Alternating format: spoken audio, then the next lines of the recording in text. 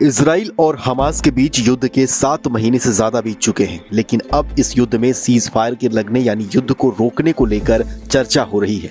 मिस्र कतर ने युद्ध को लेकर युद्ध विराम प्रस्ताव दिया था, जिसे हमास ने स्वीकार कर लिया है, लेकिन इजरायली अधिकारियों ने संकेत दिया है कि मिस्र कतर की मध्यस्थता वाले युद्ध विराम प्रस्ताव में दूरगामी निष्कर्ष हैं, जिन्हें तेल अवीव स्वीकार नहीं करता है।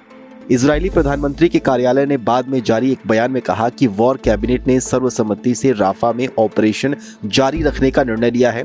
ऐसे में परिस्थिति ये है कि इजराइल ने हमास की कमर तोड़ दी है और अब हमास युद्ध विराम के लिए तैयार है, लेकिन दूसरी ओर नेतन्याहू अपने अंजाम तक पहुंचने के बाद ही युद्ध पर विराम लगाने के मोड में है। इजराइल ने कहा है कि हम संघर्ष विराम समझौते पर बातचीत करने के लिए अपने मध्यस्थों को भेजेंगे, क्योंकि हमास की ओर से आया प्रस्ताव इजराइल की आवश्यकताओं को पूरा नहीं करता है। इजराइल की ओर से संघर्ष विराम को लेकर कोई स्पष्ट निर्णय नहीं लिया जाने के कारण ये अभी तक स्पष्ट नहीं है कि क्या 7 महीने से चल रहे गाजा युद्ध का अंत होगा और सैनिकों की पूर्ण वापसी सुनिश्चित होगी या फिर नहीं, क्योंकि मौजूदा वक्त में इजरायली सेना ने राफा में अपने सैन्य ऑपरेशन को तेज कर दिया है। ये घटनाक्रम इजराइल द्वारा सोमवार को ग्राउंड ऑपरेशन से पहले राफा में शरण लिए हजारों लोगों को इलाका खाली करवाने का आदेश देने के कुछ घंटे बाद सामने आया है।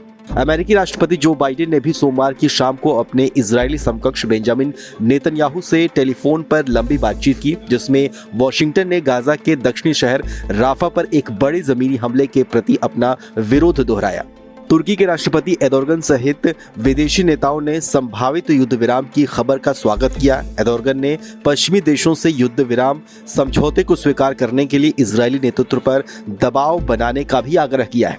जमीनी और हवाई हमलों में उत्तरी गाजा पूरी तरह से इस वक्त तबाह हो चुका है, जबकि मध्य का कुछ हिस्सा अभी बाकी है। दक्षिणी हिस्से राफा में हमलों की शुरुआत मानी जा रही है। इस बीच अलग अलग सूत्र दावा कर रहे हैं कि इजरायली हमलों में गाजा पट्टी समेत हमास के 35,000 से ज्यादा लोग मारे गए हैं।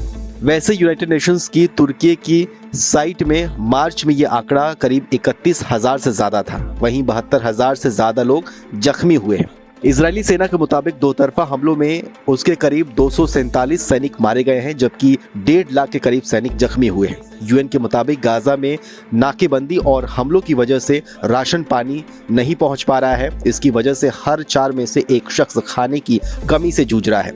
हवाई हमलों में रिहायशी इलाके ध्वस्त हो चुकी हैं। हालात ऐसे हैं कि 2.25 मिलियन आबादी वाली पट्टी में 80% लोग घरों से बाहर शिविरों में रहने के लिए मजबूर हैं।